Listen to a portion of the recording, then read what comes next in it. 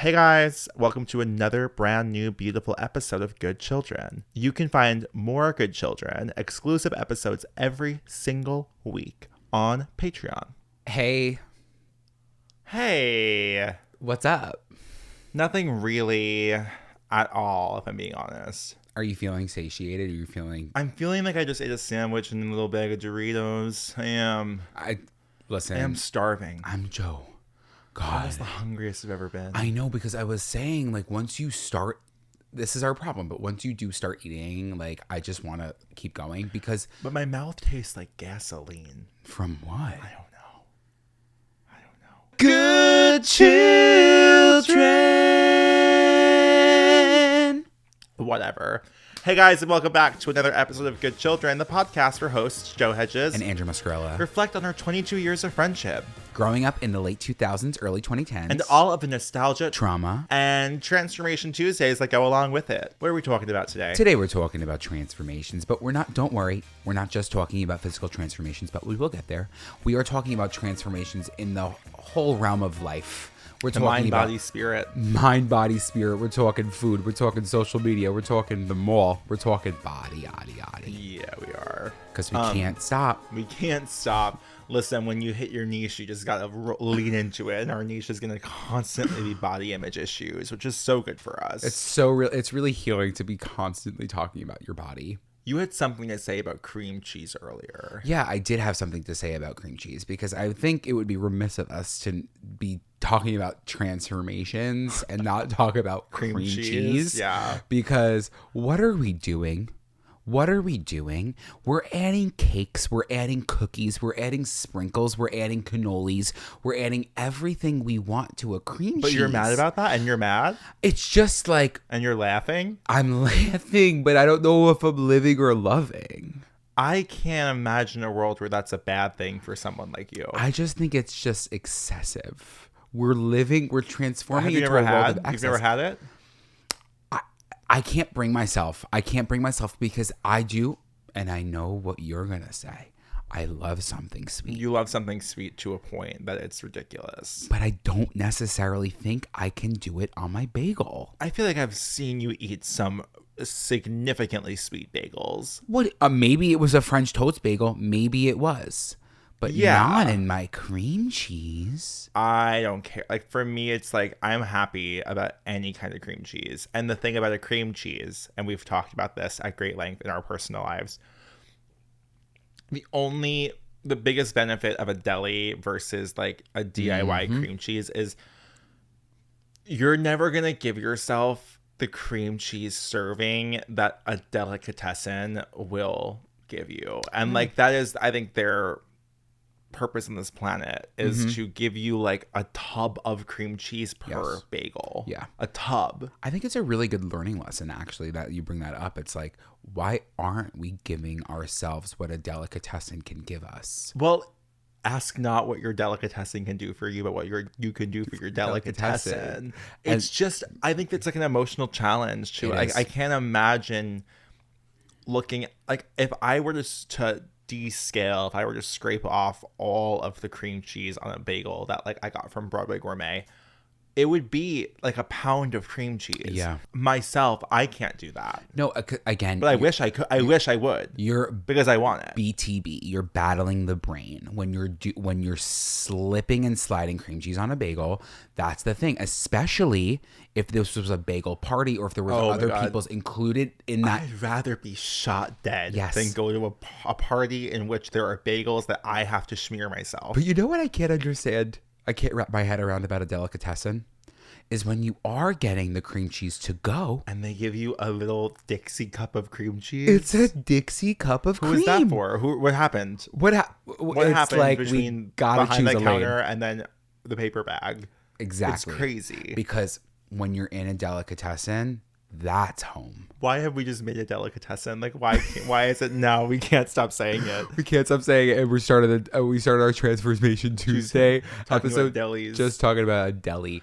But from deli, like, if we want to stay on the topic of food, I do believe that like we've gotten to a point in society where like I can't beat Barata. You can't beat Barata. This is like your big conspiracy of the week. Joe, I just can't even imagine. We're adding burrata for $9 onto pasta dishes. That is a little bit, and I've done that recently, and it is a little bit of a heinous act. You added shrimp and burrata, and it added $18 to the item. Yeah, I did do that. We were celebrating. Yeah, the burrata, I don't know. I'm not anti-burrata by any means, though. I'm happy to see a burrata in places it's never been before. I'm happy for it. I'm happy for the product itself and its journey. Yeah. Like, I think that that's kind of something to be celebrated. It's like, I love to see a girl win. I do love to see a girl win, but I do think that, like, how are there that many burratas? Well, that's a question I always think, even about chicken wings. I'm like, because you could order 75 chicken wings at the drop of a hat and they'll arrive. Yeah. And I'm like, how many chickens are there? Do you know what I mean? That's the how problem. many I think chickens that's a are huge there? problem. I think that's what people have been talking about. It's like they're pumping chickens up and they're pumping them out. Yeah, it's definitely. I remember driving past like a poultry slaughterhouse one time on like a road trip, and I'll never forget the smell. I actually don't even know what to say. I could talk about my water first. Speaking of changes, we're experiencing changes in this nation every day. America has a problem. And to me, we are addicted. Like, when did the average American decide, when was it required of us to start carrying around 40-ounce metal tubes for water? It can't be good for your wrists. And these wrists are so limp. This is almost going to take me out.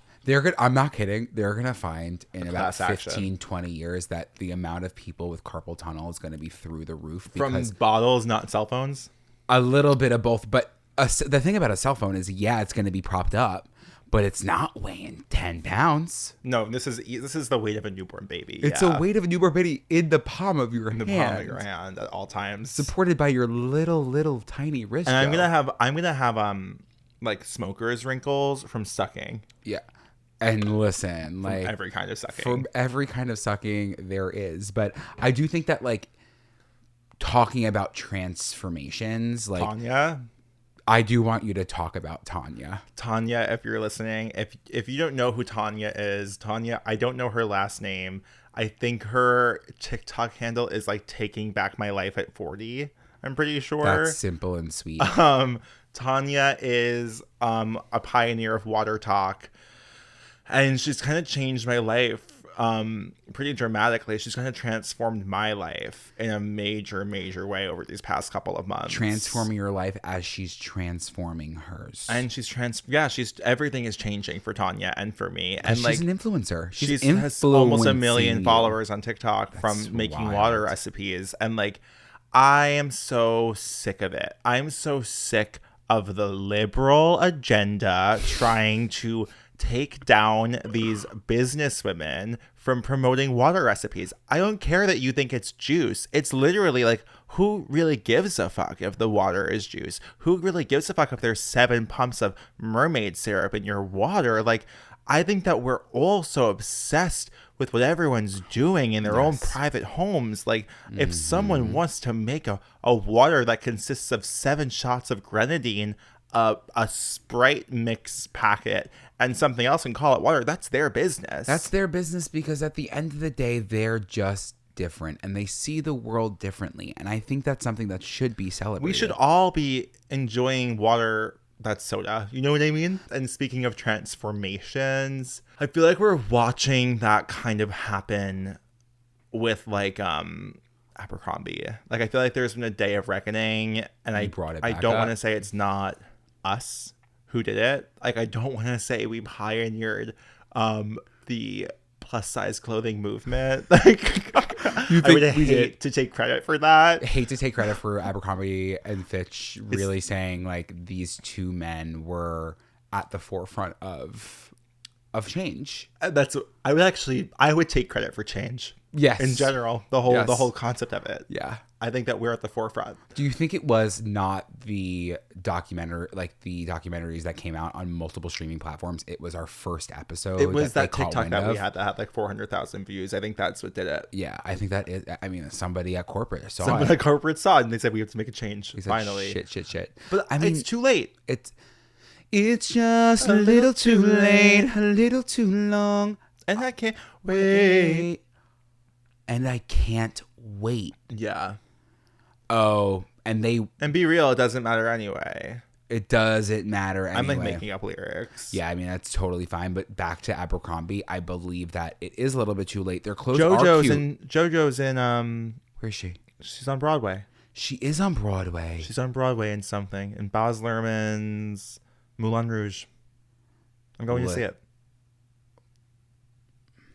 Does anyone want to go see it with me? I think it was too late for Abercrombie to decide that they want to include people of all sizes in their clothing. Like, we were on the physical and metaphorical battlefield and fighting for our lives at 12 years old. Yeah, because again, like, first of all, the graduation ceremony that we experienced going from Abercrombie to Abercrombie & Fitch at an age that was too young. We were children, and we also never made it to Abercrombie Kids. Like, that was never a part of our journeys. And the thing is, it's like, everyone wants to say, like, don't grow up, like, whatever. It's like, we were actually forced to mature in Abercrombie years, and that's inappropriate. Yeah, I think that was shameful. Being like 12, being like, I can't shop at the regular Abercrombie for kids my age. I have to go to Abercrombie & Fitch. And then not fitting in the Abercrombie & Fitch clothes. Not fitting in the Abercrombie & Fitch clothes. Again, just being like standing there in the dressing room being like, what do I do now? What do I do now?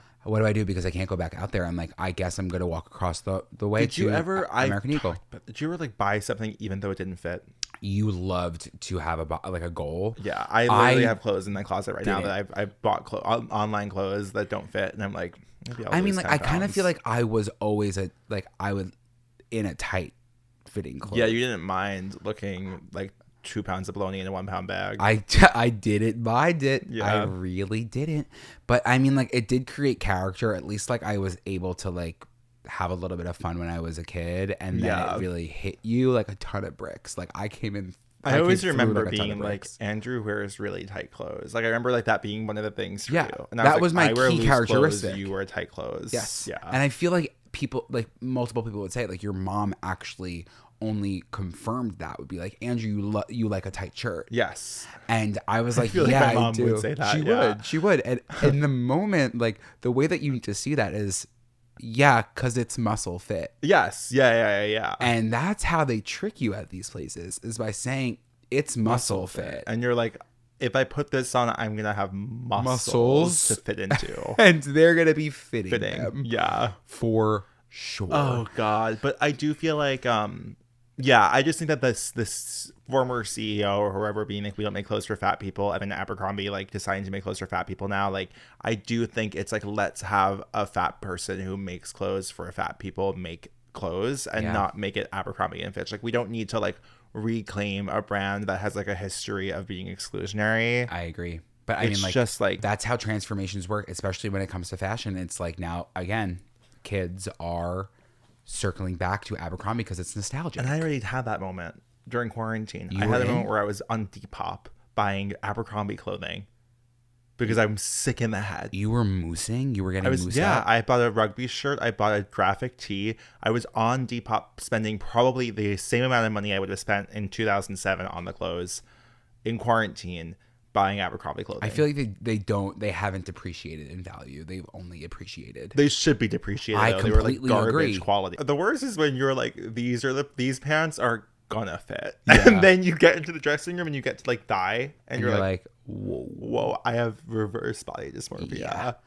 But like, call me an American Eagle. Call me that if you want to. American Eagle was always a little inclusive. Like, always inclusive. And Caboosey. They were inclusive. Laduca. Stop. Laduca. They knew a normal size of a thigh or a size that might have not been normal, but I still wore those jeans and I literally loved them. And they also knew a boxer. Like, I was always a fan of their boxers. Yeah, they were hot. And like, I think it's gonna be a boxer summer for me. Like I'm kind of ready to bring back the box. You want to box this summer? I'm ready to box it up. When you're walking around and your shirt rises a little bit and all you see is the eagle, the amount of eagles that they fit on that fabric was truly, it was like the jelly bean containers. Like, guess how many eagles? Yes. It also was like between the Abercrombie moose, the Hollister seagull, and the American eagle. What the fuck was Aeropostale doing? I said Aeropostale. Aeropostale? What the fuck was Aeropostale doing? Like, why did they not capitalize on the fact that there was a zoo being formed at the mall? Like, they were like, I don't want anything to do with your damn like, don't worry zoo. about it. Like, we won't make an otter. Like, we won't do it. Like, we'll just leave it alone. We're just gonna be. I don't even think they had. For some reason, otter is coming to me. But they didn't have. It was never a logo. They had no. Aeropostale had no like logo or branding besides like their name. Their name, yeah. Which maybe was their biggest loss. Victoria's Secret, the pink dog. Why is everyone obsessed with animals when it comes to clothing? Why was that like actually important? I mean, like then you Kinda can go to like like the Ralph Lauren horse. Yeah. There's the Lacoste the Lacoste alligator, the Brooks Brothers sheep. Where is the emoji movie of these animals? I mean, like it's just really easy for some conglomerate company to buy all of them up and make it a movie and sell it to kids. No one should do that. I mean, I dressed inappropriately in clothes that did not fit me from Abercrombie and Hollister. Hollister, I think, was the safest bet for me. Interesting. Despite the fact that it was the most dangerous store to walk into on the physical level. I mean, but the thing about a Hollister is like I did love to see the Hollister Beach. The Hollister Beach. And I think to this day, I have always said, you can't. What the fuck is he doesn't know what he's always said. Because it was up in my room for my whole life. It was like you can't tame the waves, but you can learn how to surf, right? Yeah, something along those lines. But anyways, I think that Hollister truly did fit me. Was the most ill-fitting for me. Like it was the tightest on my it couldn't tame the waves. It couldn't take these waves, and it couldn't take these ripples. I'll tell you that. But I will say that. That little bird, that little seagull became a pterodactyl because those wings stretched across this body. And that's genuinely fine. The thing is, sometimes you need a large wing. I think part of Hollister for me was like, I do think out of Abercrombie or Hollister, I was like attracted to like the men in Hollister ads more. Like that was something that I was like, these like cute surfer boys. And then like I remember like they would like sell like shirts with like models on it or like graphics of like men with like six packs, and I was like, I want that, and I will wear that to school. Yeah. And I remember this recently. And because sometimes I'm like, when was like how like I never know like when I was being gay and when I was just like I remembered recently that on the back of my third grade planner, I was like drawing. Like I created this character that I would draw a lot, who was just like a chiseled, ripped man in a bathing suit, and like he had like full nips, like six pack, like body. And I remember, I think I drew a girl too. And I remember my mom seeing it one day and be like, you can't draw these things on your school books. Like it was like just like a bunch. It was like, I think it was probably coming from Hollister ads. Like it was like scantily clad, like models. Yeah. But I remember a little too well drawing that man. I remember his nipples almost clear as day. Were they small? Were they big? They were pretty big. Oh my God. He was a baloney barb nip. That was a Pitch Perfect reference, and I'm so sorry I brought it up. Anyways, speaking of transformation, it's amazing how the only references I won't get are like from Pitch Perfect. Like, and like the only references that I will know are from Pitch Perfect. Yeah, it's the one. It's one of the many divides for us. Yeah, but it's completely fine. Something that I'm sure the youngins don't even understand about our lives is that they're from the time between 2012 and 2015, we lived by a different Gregorian calendar that followed the weeks of Man Crush Monday, Transformation Tuesday, Woman Crush Wednesday, Throwback Thursday, and Flashback Friday. And Final Friday. Stop saying flannel Friday. It's legitimately what like kids in high school used to be homophobic. I can't believe that. I can't believe I was wearing a flannel every Friday. I was wearing a flannel like every day at that point in my life though. Yeah, like, same. I'm still like wearing flannels. Is it because you're homophobic? Yes. Okay. But I remember. Were you ever someone's man crush Monday? I feel like I was. And listen, like I was. Do you feel like you were, or were you? I don't actually know if I was. See, this is how you when I was an orientation leader in college. I was. You were an MCM. Yeah, I was. They were like, "This week's Man Crush Monday," and it was me. Were you with like my really happy? Ralph Lauren, a little green vest and a plaid shirt with my little glasses, looking man crushy as ever. Great. Were you a Man Crush Monday? Were you a few?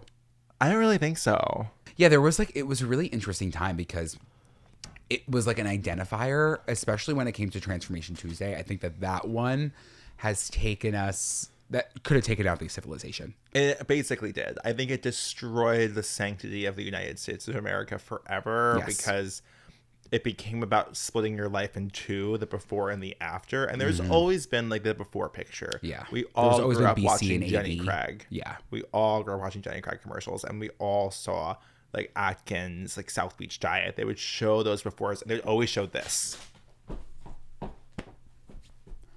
You know? Oh, they always did the pull of the They were pant. like, look at how skinny I am now. I know. It was like, you have an elastic waistband. Yeah, no, I get it. That is the feeling of my like teenage years. I was like, I am somebody in weight. Like I am waiting to become the person that I am supposed to be. And like, I think Transformation Tuesdays like further confirmed that. I was like, there is a before, who is who I am right now. But there will be an after. But there will be an after. And until then, I will choose pictures of myself at 13 and call it a glow up. And like you're putting yourself in a situation. It's like purgatory. It's like you're in this flux of being like, I can't wait for my life after. Yes, I can't wait for my body after. You're like, my before was at my worst here, but I'm never going to get back to that before. I'm only going to slowly get to that after and be able to show the world what I am after that.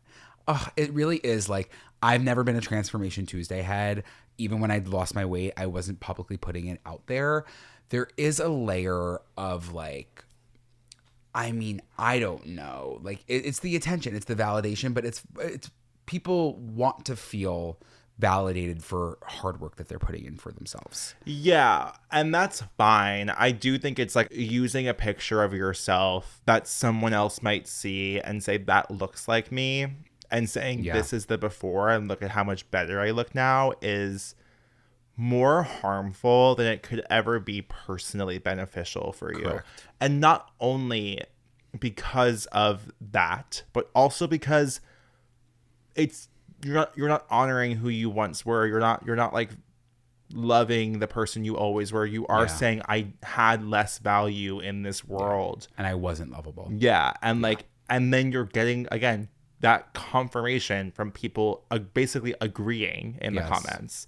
So it's like it's such a difficult rope to walk because on one hand, like to your point, it is hard work to like transform your body. Yeah, it's a touchy subject, especially when it comes to weight. Like it is. And it's not even, and again, I think that we've mentioned this before, and it really is like, I want to shift the narrative away from weight to health because you can lose as much weight as possible. It will come with fitness, with whatever you're doing, but like, are you healthy? At my least weight, I wasn't, right? Now, healthy, right? So it is a double-edged sword there, but I do think back to the Transformation Tuesday posting, it's to the point at which we were talking about Abercrombie, not to say that they created that shame, but you felt that shame, right? Yeah. And when you post something like that, you feel like it's a release of shame. You're like, I finally made it into this club. Like, I belong here. It's a really interesting group. Being fat is a really, really unique experience in the sense that there's an opportunity to leave being marginalized. Yeah. There's an opportunity to abandon a community of people who have gone through the same trauma as you and step into the one that kind of puts you down in the first place. And like, that's just a mind fuck in and of itself. Like, it's what we talked about. It's like when you speak to someone and then they're like randomly, like they talk about how someone else is fat. And you're like, oh, you don't know that that's me. Like, you don't know that that's my entire life. Like,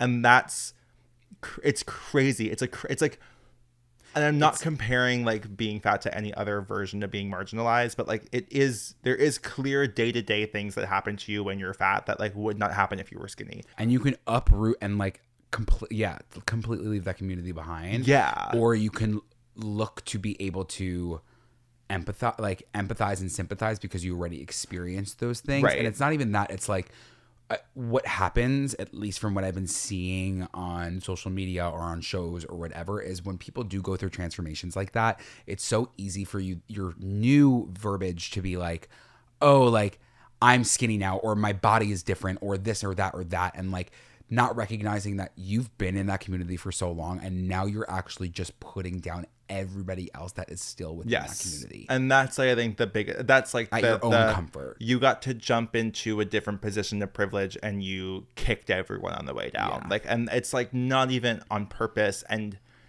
there's so much nuance to it, but it's like, that is the bottom line of it. Like, I regret every time I ever posted an old picture of myself to be like, wow, like even during 2020, I think I probably was like close friending it, but I still was like, here I am in April versus August, and someone should have called the cops. Yeah. Because of what I looked like in the gap between those months. Yeah.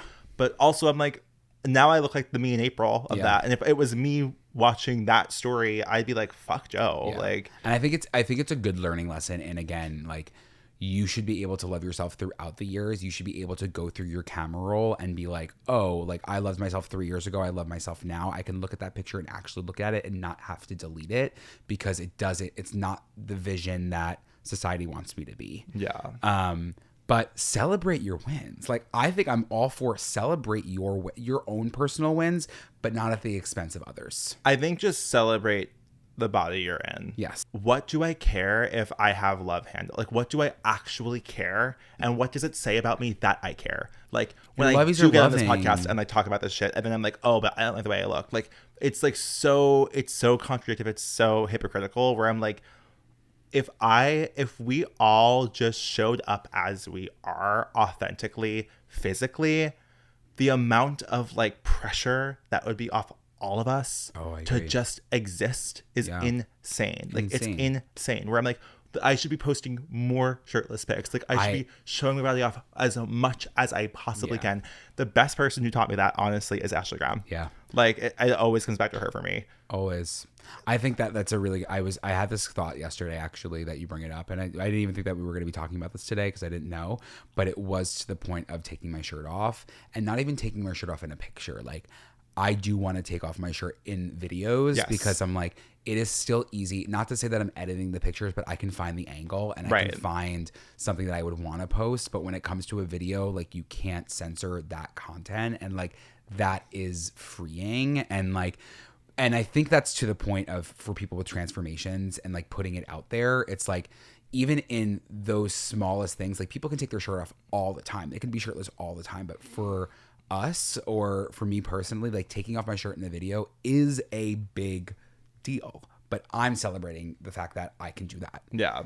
It is so hard to not be able to take into account what other people are thinking. But like, yeah, like, you have lost weight. And even if you put yourself out there now, people are always going to be like, you don't have it as hard as me. Right. But you know your narrative. I know my narrative. I'm going to shake my little chest. Yeah.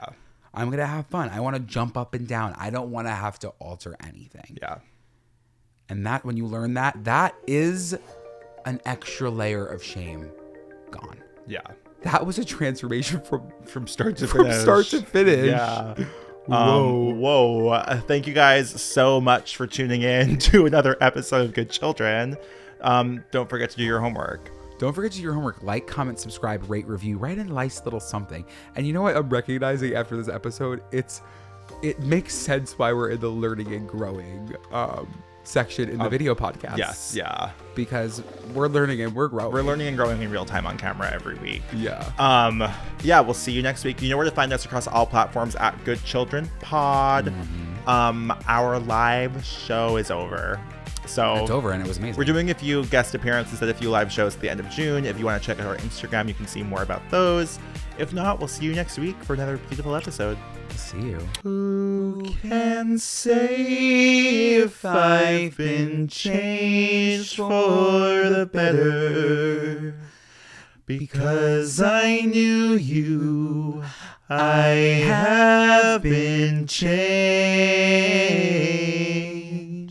for good.